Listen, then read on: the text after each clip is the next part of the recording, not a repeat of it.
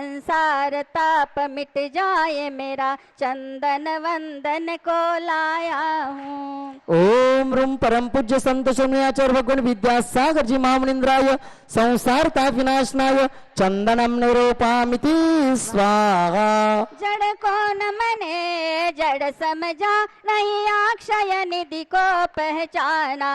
अपने तो केवल सपने थे, भ्रम और जगत का भटकाना। चरणों में अर्पित अक्षत है, अक्षय पद मुझको मिल जावे। तब ज्ञान अरुण की किरणों से यह हृदय कमल भी खिल जावे।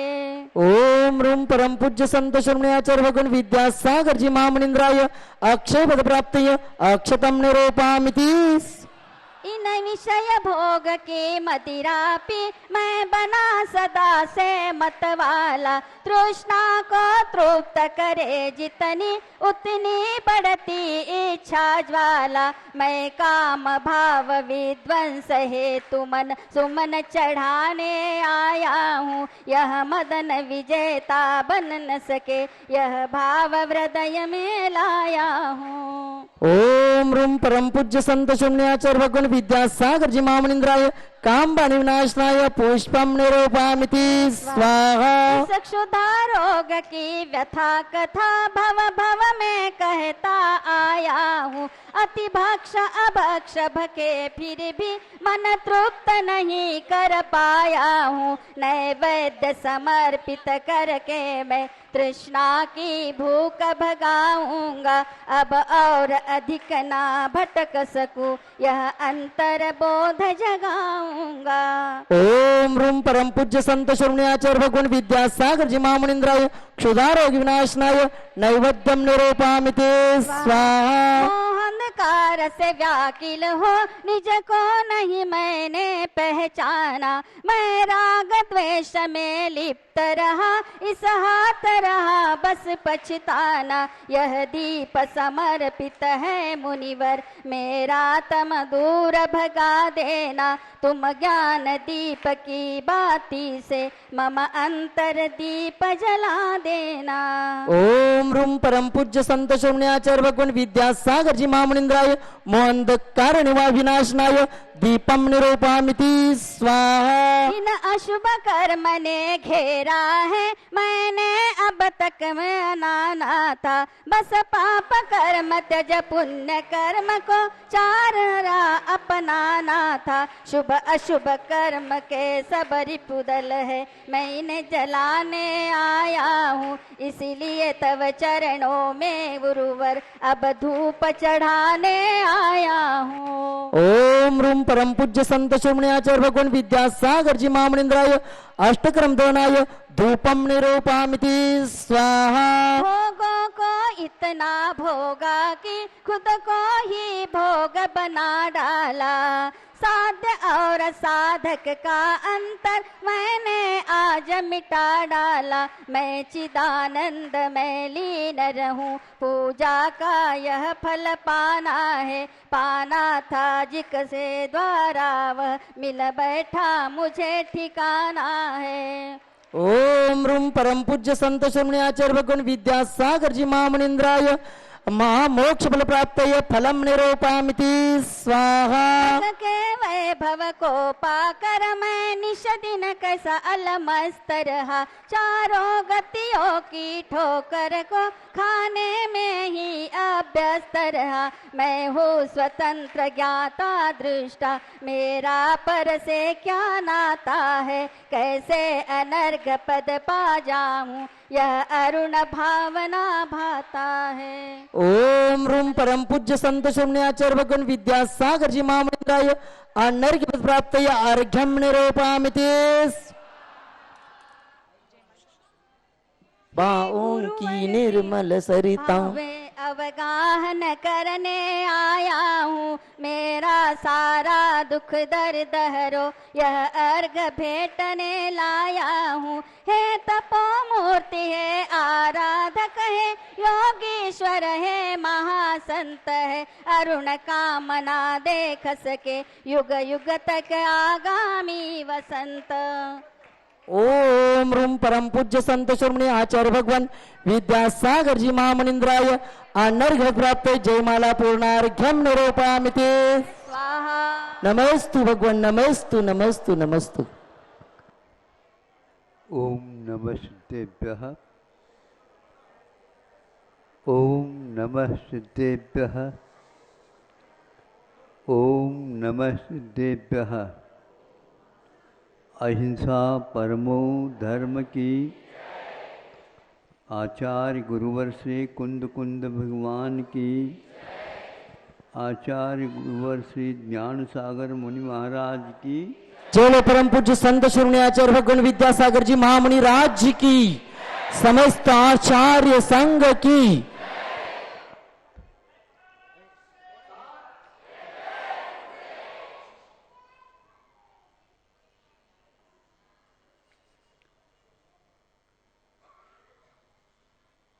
आपने सुना होगा अतीत काल में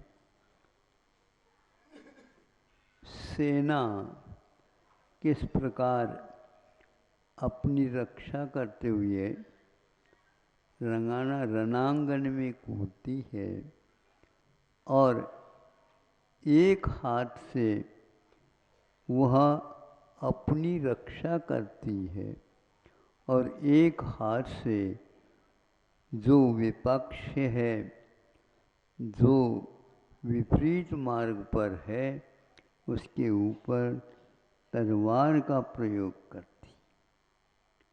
ये दोनों हाथ राजा महाराजाओं के काम में लगे रहते। एक हाथ से अपनी रक्षा कैसे करते? यूं यूं करके ऐसा तो नहीं होगा।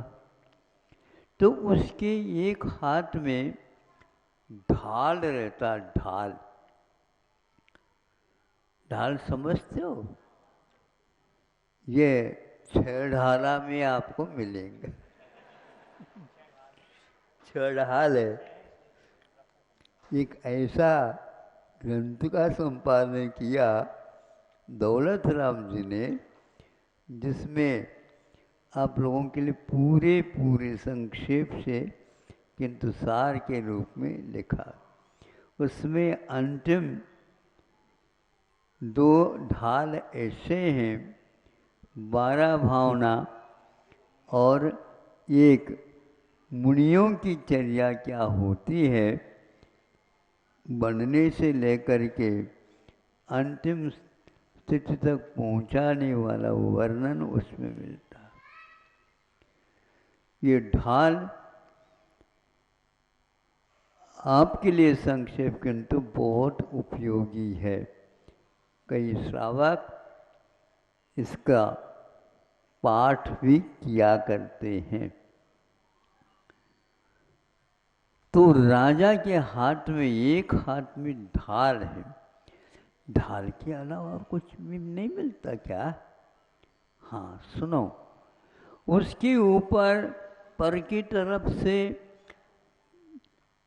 तलवार चला भी जाए तो भी यूं कर दो तो वहीं के वहीं उसके ऊपर प्रहार होगा, किंतु उसका बाल बाका भी नहीं हो सकता। इस प्रकार यह ऐसी कहाँ से चीज लाई गई, ये पूछा जा सकता है। तो बताया जाता है वह लाई नहीं गई, वह रह जाती है। किसी एक प्राणी का वो छोड़ा हुआ एक या छूटा हुआ एक शरीर है जिसको संस्कृत में कूर्म बोलते हैं, दक्षिण में कछुआ बोलते हैं। आप लोगों की भाषा में कौन सी? कासो। हाँ कासो कासो। हाँ आमे आमे आसो। तो वह क्या विशेषता है उसमें? जब एक स्थान से दूसरे स्थान पर बहुत धीमी गति से चलते हैं। एक खरगोश की गति होती है और एक कछुए की गति होती है। वह गति करते एक रास्ते से दूसरे तक पहुंचने के लिए बीच में कई वाहन आ जाते हैं, कहीं और भी प्रतिरोधी जीव जंतु आ जाते हैं। तो यह होते हुए भी अपनी रक्षा करते हुए अपनी मंजिल तक, अपने घर तक वह सुरक्षित पहुंच जाता है।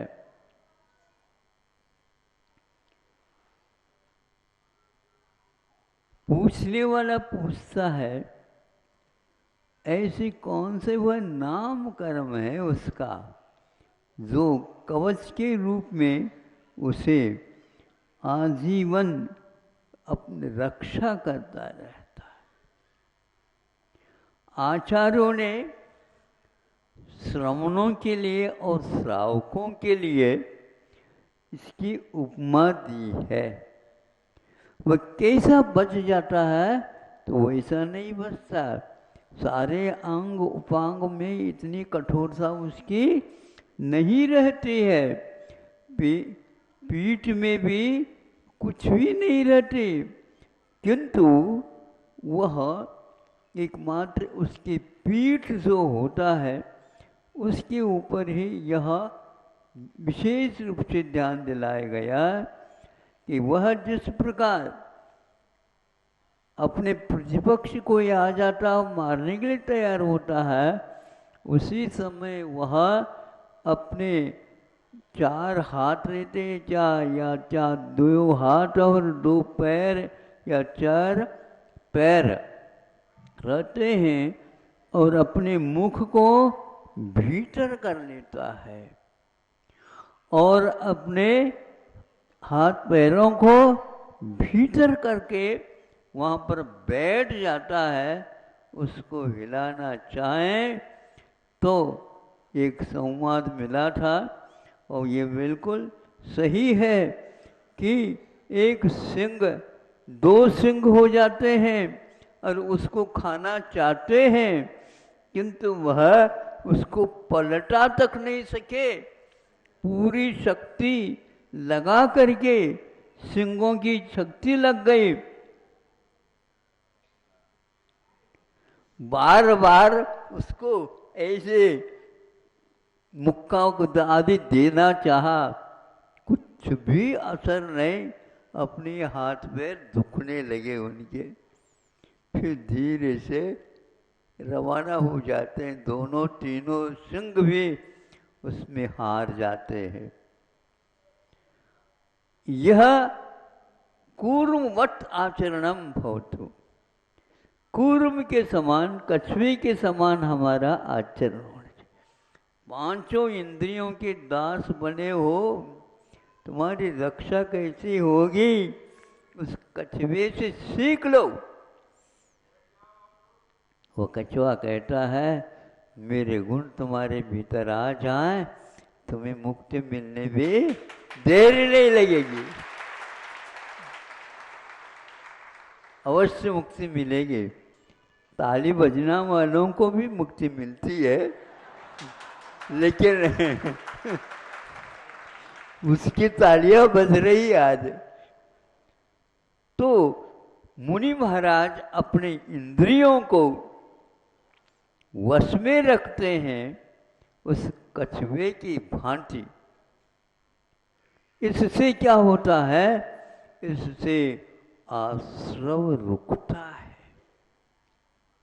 संवर बढ़ता है, भीतरी कर्मों की निर्जरा होती है, मोक्ष मार्ग सुरक्षित अपना रहता है।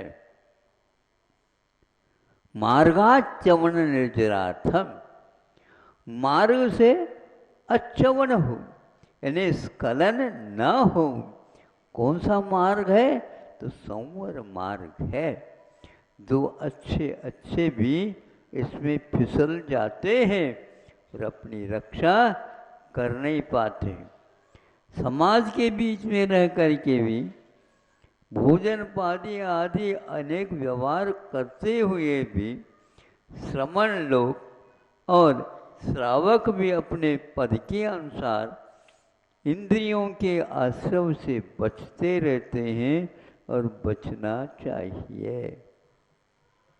दानम पूजा आदि आप लोगों के लिए जो 6 कर्म या 4 मुख्य धर्म बताए हैं वो इसी ओर हमें इंगित करता है, हमें संकेत देता है।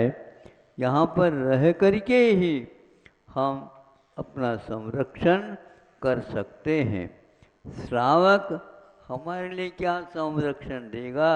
यदि इंद्रियों के दास बन जाएंगे वो नहीं दे पाएंगे। अब इंद्रियों को नियंत्रण में रखेंगे तो भी श्रावकों की कोई आवश्यकता है ही नहीं, किंतु आहार पानी के लिए तो जाना होता है। उस समय यह अपने आप की रक्षा, व्रतों की रक्षा, संवर को भी सुरक्षित रखने का पुरुषार्थ करते रहते हैं। ये कूर्मवर्त कहा है। इसलिए आचार्यों ने बड़े बड़े आचारों के लिए भी इस कछुए की उपमा देख करके जागृत किया है। आप लोग सुन रहे हो कि नहीं? हाँ महाराज, इसमें आपका भी स्वार्थ सिद्ध हो रहा है। इस प्रकार आपको सब, जैसे दुकान में ग्राहक दूर दूर से आते हैं, माल खरीदने आते हैं और आप उसको बेच भी देते हैं, किंतु वो मांसाहारी भी हो सकते हैं और भी हो सकते हैं, किंतु उससे केवल व्यापार के उद्देश्य रख करके आप लोग उससे भी बच जाते हैं। कोई शराबी आया, शराब पी कर गए तो हम कैसे करेंगे, पहचाने कैसे? तो बस इतना ही है, आप उसके साथ व्यवहार इस ढंग से कुशलतापूर्वक करेंगे जिसके द्वारा अपना अर्थ भी विकास को प्राप्त हो, हमारे काम में आए। इस उदाहरण से हमें लगता है कि हमारे उदाहरण देख करके संसार के लिए क्या उद्बोधन मिलता है।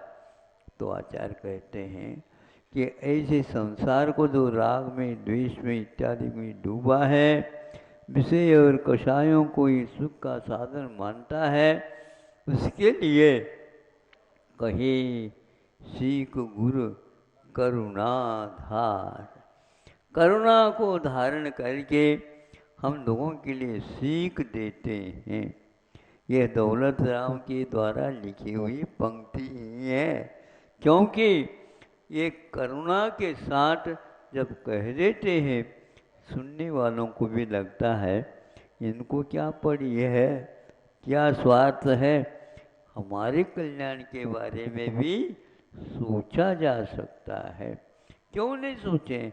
वो स्वयं जनता सोचेगी और आपका कर्तव्य है, जिस प्रकार आपको दिशाबोध मिल गया, मार्ग मिल गया, दूसरे का सहयोग मिल गया, तभी आप काम करते हैं। आपके लिए कैसे सहयोग मिल रहा है? किसान समय पर बीज यदि नहीं बोता तो आप नोट का बंडल खाओ, जैसे गैया खा जाती है, उससे पेट भर नहीं सकता। हाथ पाव आटा चाहिए, यही एकमात्र। अब वह उत्पन्न करता है, अपने स्वयं के लिए भी करता है, लेकिन साथ साथ दुनिया को भी अपने निगाह में रखता है। उचित वह अपना वेतन ले करके और आपको बेच देता है। उचित वेतन दे करके उस दुकानदार को या किसान को भी आप संतुष्ट कर देते हैं। ये व्यवहार समीचीन तब तक बना रहता है जब तक किसान के मन में भी खोट ना हो और आप लोगों में भी खोट ना हो। होता है कि नहीं खोट? आप तो बैठे बैठे छाया में बैठे बैठे एकदम भाव बढ़ा देते हैं और एकदम जब खरीदना है तो भाव घटा देते हैं। ये आपके हाथ में रहता है, व्यापार आपके हाथ में, लेकिन भगवान देख रहे हैं सब ये नहीं समझे। और किसान भी देख लेता है।